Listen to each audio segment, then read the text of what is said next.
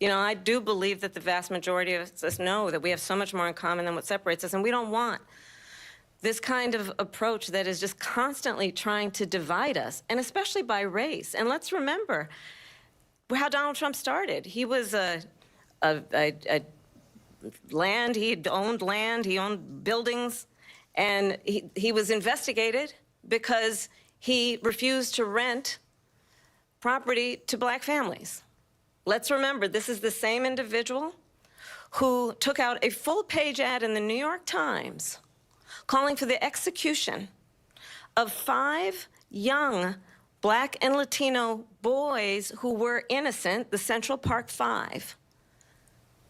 Took out a full-page ad calling for their execution. This is the same individual who spread birther lies about the first black president of the United States. And I think the American people want better than that, want better than this, want someone who understands, as I do, I travel our country. We see in each other a friend. We see in each other a neighbor.